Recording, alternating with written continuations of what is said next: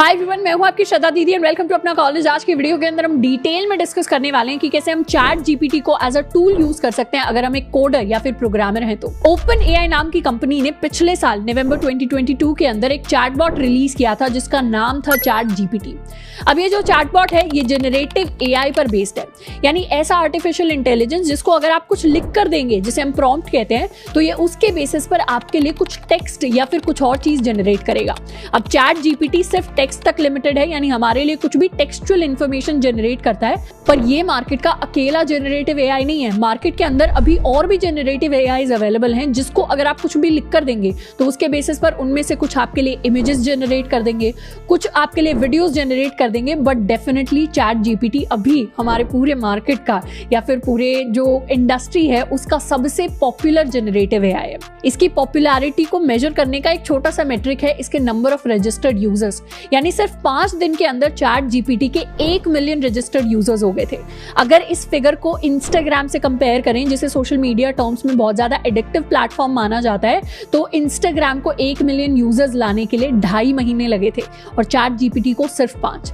अब chat GPT को हम मल्टीपल तरीकों से यूज कर सकते हैं, सिर्फ कोडिंग के अंदर नहीं बल्कि बहुत सारे जनरल एरियाज के अंदर। हम इसे आर्टिकल्स लिखने के लिए यूज कर सकते हैं, रिसर्च पेपर की समरी लिखने के लिए यूज कर सकते हैं, हम इसे सॉन्ग्स लिखने के लिए, पोएम्स लिखने के लिए, स्टोरीज लिखने के लिए यूज कर सकते हैं। अगर क्वांटम कंप्यूटिंग जैसा कोई डिफिकल्ट टॉपिक है जिसको हम आसानी से समझवाना चाहते हैं किसी से, तो हम इसे उस काम के लिए यूज कर सकते हैं। हम इसे इंटरव्यू प्रिपरेशन में हेल्प के लिए यूज कर सकते हैं। अगर हमें अपने लिए कोई मशीन लर्निंग मॉडल बनाना है तो उसके लिए कोई डमी डेटा जनरेट करने के लिए यूज कर सकते हैं, इसे कोड जनरेट करने के लिए यूज कर सकते हैं, इनफैक्ट अपने कॉलेज के असाइनमेंट्स तक सॉल्व करने के लिए हम इसे यूज कर सकते हैं। बट जब भी हम चैट जीपीटी को यूज कर रहे होंगे हमें एक चीज का बहुत खास ख्याल रखना है कि चैट जीपीटी परफेक्ट नहीं है। चैट जीपीटी खुद अपने आप के लिए डिस्क्लेमर देता है कि कोई भी इंफॉर्मेशन जो यहाँ से जनरेट हो रही है उसकी कोई गारंटी नहीं है कि वो इंफॉर्मेशन सही होगी, यानी जो भी टेक्स्ट, जो भी चीजें जनरेट हो रही हैं वो गलत भी हो सकती हैं, वो बायस्ड भी हो सकती हैं, साथ के साथ वो हार्मफुल भी हो सकती हैं। इसीलिए मेरी पर्सनल ओपिनियन में चैट जीपीटी अभी एक ऐसा टूल है जिसे ऑलरेडी स्किल्ड पीपल, जिन्हें कोई भी स्किल पहले से पता है, वो एज अ टूल यूज कर सकते हैं ताकि काफी सारी चीजों में उनका काम थोड़ा सा कम हो जाए। बट अभी as a beginner, as a learner, अगर आप किसी नई चीज को बिल्कुल सीखना चाह रहे हैं या आप किसी नई चीज को एक्सप्लोर करना चाह रहे हैं तो उन चीजों के लिए चैट जीपीटी उतना सूटेबल नहीं रहेगा, क्योंकि अगर हमें किसी चीज की नॉलेज ही नहीं है तो वो इस चीज के बारे में हमें कितनी करेक्ट और कितनी इनकरेक्ट इंफॉर्मेशन दे रहा है उसका हमें बिल्कुल आइडिया नहीं लगेगा। तो as a coder, as a programmer इस टूल को यूज करने का मैक्सिमम फायदा हमें तभी मिल रहा होगा जब हमें अपनी जो भी प्रोग्रामिंग लैंग्वेज है या जो भी टेक्नोलॉजी है वो ऑलरेडी काफी अच्छे से आती है, ताकि जो चीजें हमें रिडंडेंट मैनर में बार बार करनी पड़ती हैं उन चीजों को सिंप्लीफाई करने के लिए हम इसे यूज कर सकते हैं। तो हम आज के ट्यूटोरियल में 10 ऐसी चीजें सीखने वाले हैं जिनके लिए हम चैट जीपीटी को यूज कर सकते हैं, जिनमें से सबसे पहला है टू जनरेट कोड। अब चैट जीपीटी को यूज करने के लिए सबसे पहले जाकर हमें इस पर साइन अप करना पड़ेगा, तो chat.openai.com इस लिंक पर जाकर हम विजिट कर सकते हैं। हमारे पास 2 ऑप्शंस होंगे, एक लॉगिन का, एक साइन अप का। अब अगर आप एक न्यू यूजर हैं तो आप साइन अप कर सकते हैं। साइन अप के बाद बहुत बेसिक से ऑप्शंस आएंगी कि किसी भी ईमेल को यूज करके आप साइन अप कर सकते हैं। अगर आपने ऑलरेडी साइन अप कर रखा है तो फिर हमें सिंपली लॉगिन करना है। लॉगिन करने के बाद हमें अपना इंटरफेस कुछ इस तरीके का दिखाई देगा। यहाँ पर कुछ एग्जांपल्स मेंशन्ड है, कैपेबिलिटीज मेंशन्ड है, लिमिटेशंस मेंशन्ड है, एंड जो भी बात हम चैट जीपीटी के साथ करना चाहते हैं वो सारे प्रॉम्प्ट्स हम इस स्पेस में लिख सकते हैं। तो यहाँ पर हम सारे के सारे अपने मैसेजेस को लिख रहे होंगे। अब हम चैट जीपीटी को यूज करके बहुत छोटे छोटे कोड्स को जनरेट करना सीखने वाले हैं। जैसे अगर इंटरनेट पे हमने कभी कोई स्माइली फेस देखा होगा तो इस तरीके का स्माइली फेस HTML और CSS को यूज करके जनरेट करने के लिए हम चैट जीपीटी को यूज करने वाले हैं। अब हम यहाँ पर लिखने वाले हैं generate HTML CSS code for a smiley face. अब ये कोड इसने जनरेट किया है एंड इस कोड की सबसे अच्छी चीज ये है कि कोड के साथ साथ चैट जीपीटी ने क्या किया है, उसका एक एक्सप्लेनेशन जनरेट कर दिया है। अब हम क्या करने वाले हैं, इस कोड को मैं कॉपी करके पेस्ट करने वाली हूँ VS कोड के अंदर। तो इस index.html फाइल के अंदर हम पेस्ट करेंगे and we will save it. अब जब हम index.html को रन करेंगे तो चैट जीपीटी ने एक्चुअली जो चीज़ मेरे लिए जनरेट की है वो कुछ ऐसी दिखती है। अब यही चीज़ की हम बात कर रहे थे कि अगर आपको ऑलरेडी HTML CSS आती है और आप एक स्माइली फेस बनाना चाहते हैं तो पूरा कोड बेसिक से लिखने के बजाय आप क्या कर सकते हैं, एक बेसिक टेम्पलेट जनरेट कर सकते हैं एंड फिर इस टेम्पलेट को हम फिक्स कर सकते हैं। बट अगर हम एक बिगिनर हैं तो हमें पता ही नहीं चलेगा कि जो कोड जनरेट हुआ है वो गलत है या वो सही है। अब क्योंकि हमें HTML CSS आती है, हम इस चीज़ को फिक्स कर सकते हैं। What we can do is, eyes ठीक है, माउथ के लिए हम थोड़े बहुत चेंजेस करने वाले हैं। रोटेशन को एक तरीके से हम यहाँ 0 डिग्रीज कर देंगे एंड कुछ इस तरीके की शेप हो जाएगी। हम चाहे तो इस माउथ वाले सर्कल को थोड़ा सा और सर्कुलर बना सकते हैं। इसे विड्थ भी हम दे देंगे 30 पिक्सल्स के इक्वल, तो ये कुछ इस तरीके का बनेगा। अब यहाँ से लेफ्ट से इसका डिस्टेंस हम बढ़ा सकते हैं, तो लेफ्ट से डिस्टेंस बढ़ाकर लेट्स सपोज हम इसे कर देते हैं 35 पिक्सल्स। सेव, रिफ्रेश, तो ये कुछ इस तरीके का स्ट्रक्चर मुझे मिल जाएगा। अब ये थोड़ा सा रिजेंबल कर रहा है एक स्माइली फेस को। हम चाहे तो ये जो माउथ वाली शेप है इसको हम एक लाइन की शेप देकर भी इसको स्माइली फेस यानी एक आर्क दे सकते हैं। बट हमने बेसिक आइडिया ये लिया कि चैट जीपीटी को यूज करके हम एक कोड को जनरेट कर सकते हैं, बट हमें उस प्रोग्रामिंग लैंग्वेज की पहले से अगर नॉलेज होगी तो अगर थोड़ा सा गलत भी कोड जनरेट हुआ है तो फिर हम उसमें अपने हिसाब से चेंजेस कर सकते हैं। एक और चीज अब हम ट्राई करने वाले हैं, हम क्या करेंगे, एक जावास्क्रिप्ट टाइमर को जनरेट करेंगे। मैं लिखने वाली हूं generate HTML, CSS and JavaScript code to create a timer on screen.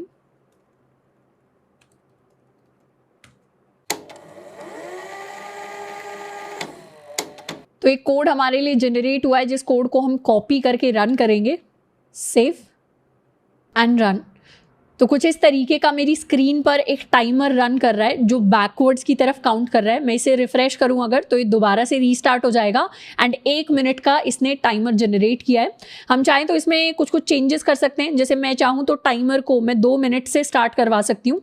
इसको मैं यहाँ पर टाइम दे सकती हूँ 120 सेकेंड्स, तो रीस्टार्ट किया तो अब ये शुरू हो जाएगा 2 मिनट से, तो 1 मिनट 59 सेकेंड्स। तो इस तरीके के कुछ कुछ जो बेसिक कोड या बेसिक चीजें होती हैं वेल नोन प्रोग्रामिंग लैंग्वेजेस के अंदर, उनको हम चैट जीपीटी से जनरेट कर सकते हैं। एक और एग्जांपल ले लेते हैं डेटा स्ट्रक्चर्स एल्गोरिथम का। तो मैं चाहूं तो अपनी एल्गोरिथम्स को भी जनरेट कर सकती हूँ यूजिंग चैट जीपीटी। एक बहुत सिंपल सा एग्जाम्पल लेते हैं बबल सॉर्ट का। Generate code for bubble sort. तो ये बबल सॉर्ट का जावास्क्रिप्ट कोड इसने जनरेट किया है। एंड नेक्स्ट चीज जो हम कर सकते हैं एज अ प्रोग्रामर वो ये है कि इसी कोड को हम किसी और प्रोग्रामिंग लैंग्वेज में ट्रांसलेट करवा सकते हैं। जैसे मैं कॉपी करने वाली हूँ इस कोड को, हम नीचे जाएंगे and translate this code to, let's say I want to translate it to Java. तो इसने हमारे लिए जावा में पूरा कोड ट्रांसलेट करके दे दिया। एंड एक और चीज जो हम कर सकते हैं वो यूज कर सकते हैं चैट जीपीटी को कोड के अंदर बग्स को डिटेक्ट करने के लिए, यानी एरर्स या मिस्टेक्स को डिटेक्ट करने के लिए। मैं चाहूं तो मैं इस कोड को कॉपी कर सकती हूं एंड मैं लिख सकती हूं detect the error in this code. And यही सेम कोड कॉपी पेस्ट करके मैं क्या करूंगी, मेरी इफ स्टेटमेंट के अंदर ये जो 3 स्वैपिंग के स्टेप्स हैं, इन तीनों स्टेप्स को हटाकर अब मैं चैट जीपीटी को सबमिट करने वाली हूं। तो देखते हैं कि क्या ये मिस्टेक फाइंड आउट कर पाता है इस कोड के अंदर। तो इसने बिल्कुल सही तरीके से हमारे एरर को डिटेक्ट कर लिया है। यानी ये जो मेरा कोड था इसके अंदर स्वैपिंग वाला स्टेप मिस था, तो इसने क्या किया, डिटेक्ट कर लिया कि अगर फंक्शन का नाम बबल सॉर्ट है तो यहाँ पर बबल सॉर्ट ही होना चाहिए था, तो इसका मतलब स्वैपिंग वाला स्टेप मिस्ड है। एंड इसने एक और नया कोड जनरेट किया जिसमें इसने स्वैपिंग वाली वो 3 लाइन्स मुझे लिख कर दी हैं। अब एक और तरीका है जिससे हम चैट जीपीटी को कोड जनरेशन के लिए यूज कर सकते हैं, वो है ज्यादा ऑप्टिमाइज्ड कोड को जनरेट करना। जैसे सिंपली मैं लिख कर दे सकती हूँ इसे generate C++ code for swapping 2 numbers. ये काफ़ी सिंपल सा कोड है जो हम प्रोग्रामिंग के अंदर बहुत बेसिक सीखते हैं। तो इसने क्या किया, इस कोड को बहुत ही नॉर्मल तरीके से ये जनरेट कर देगा। अब ये जो तरीका होता है ये सबसे कॉमन तरीका है 2 नंबर्स को स्वैप करने का, पर मैं सेम इनपुट इसे देने वाली हूँ और बेटर टाइम कॉम्प्लेक्सिटी में कोड को जनरेट करने के लिए। अब टाइम कॉम्प्लेक्सिटी अगर आपने फर्स्ट टाइम शब्द सुना है तो इसका मतलब होता है कि और ज़्यादा ऑप्टिमाइज्ड कोड जो ज़्यादा फास्टर रन करे आपके सिस्टम में बड़े इनपुट्स के लिए। टाइम कॉम्प्लेक्सिटी के बारे में या डेटा स्ट्रक्चर एल्गोरिथम के बारे में आपको और ज़्यादा सीखना है तो उसके लिए ऑलरेडी हमने डेडिकेटेड C++ एंड जावा के प्लेलिस्ट बनाए हुए हैं, आप उनको जाकर एक्सप्लोर कर सकते हैं। यहां पर सिंपली मैं लिखने वाली हूं एक फास्टर कोड जनरेट करवाने के लिए, तो मैं लिखूंगी generate C++ code for swapping 2 numbers with best time complexity. Best time complexity का बेसिक मतलब अगर हमें समझना है वो ये है, और ज्यादा ऑप्टिमाइज्ड कोड को जनरेट करना। तो ये हमारे लिए कोड जनरेट हो गया। एंड इसमें एक चीज आपने नोटिस की होगी कि ये जो 3 लाइनें, ये पहले वाली 3 लाइनों से अलग है, बाकी सारा कोड सेम है, क्योंकि अब इसने क्या किया, फास्टेस्ट तरीका होता है C++ और जावा के अंदर एक्सॉर ऑपरेशन को यूज करना, तो अब इसने थोड़ा सा तरीका चेंज कर दिया है 2 नंबर्स को स्वैप करने का। तो इस तरीके से ज्यादा optimized version of same code produce करने के लिए भी हम ChatGPT को यूज कर सकते हैं। अब नेक्स्ट चीज जिसके लिए हम इसे यूज कर सकते हैं वो है किसी भी पीस ऑफ कोड को एक्सप्लेन करने के लिए। जैसे अगर मैं C# का कोई भी कोड उठाऊं जिसे मैं नहीं समझती क्योंकि मैंने अभी C# सीखी नहीं, तो उसे एक्सप्लेन करने के लिए मैं लिख सकती हूँ explain this code to me, and उसके बाद शिफ्ट एंड एंटर दबाकर नेक्स्ट लाइन में मैं अपना कोड पेस्ट करके इसे रन कर सकती हूँ। तो इसने ऑलरेडी डिटेक्ट कर लिया कि एक C# का कोड है जिसको यूज किया जाता है ईमेल सेंड करने के लिए यूजिंग SMTP प्रोटोकॉल। डिफरेंट जो मेरे वेरिएबल्स थे उनके यूजेज बता दिए है मुझे, एंड लास्ट में ये भी बता दिया है कि जो कोड आपने पेस्ट किया है ये बेसिकली एक एग्जाम्पल है, इसको चलाने के लिए आपको एक्चुअल ईमेल क्रेडेंशियल्स चाहिए होंगे using the specified SMTP server. तो इसने पूरा एक एक्सप्लेनेशन लिख कर दे दिया है मुझे सेम कोड का, एंड इनफैक्ट ये इस कोड के अंदर भी एरर डिटेक्ट कर सकता है। अगर मैं इसे पेस्ट करूं एंड इसके अंदर से अगर मैं ये कॉमा भी हटा देती हूँ एंड फिर मैं इसे बोलती हूँ find the error in this code, तो भी इस कोड के अंदर से एरर डिटेक्ट कर लेगा क्योंकि ये काफी जनरल कोड है। तो इसने एरर को भी डिटेक्ट कर लिया एंड साथ के साथ कॉमा इंसर्ट करके सही कोड मुझे वापस से दे दिया। अब ये जो कोड्स हम जनरेट कर रहे हैं या जो कोड हम इसे दे रहे हैं ये काफी जनरल कोड्स हैं, एंड मैक्सिमम जो यूजेज है ChatGPT का वो जनरल कोड्स को जनरेट करने के लिए ही होना चाहिए, क्योंकि अगर आप इसे ऐसा कोड दे देंगे जो बहुत ज्यादा कॉम्प्लेक्स या बहुत ज्यादा न्यूआंसेस के साथ आता है तो चांसेस एरर के और भी ज्यादा बढ़ जाएंगे। तो अगर आप ऐसा काम करते हैं, आप सॉफ्टवेयर इंजीनियर है, वेब डेवलपर है या front end developer, back end developer है, जिसमें आपको APIs बार बार बनानी होती है या फ्रंट एंड के अंदर कुछ बटन्स को या कुछ एलिमेंट को क्रिएट करने की चीज आपको बार बार करनी होती है, तो एक पूरा का पूरा फंक्शन या एक स्निपेट जिसको लिखने में शायद आपको 10 से 15 मिनट लग सकते थे, उसको ChatGPT बहुत आसानी से जनरेट कर सकता है। फिर आपको बस उसे कॉपी पेस्ट करके उसके अंदर अगर कुछ बग्स हैं तो उनको फिक्स करने का काम रह जाएगा।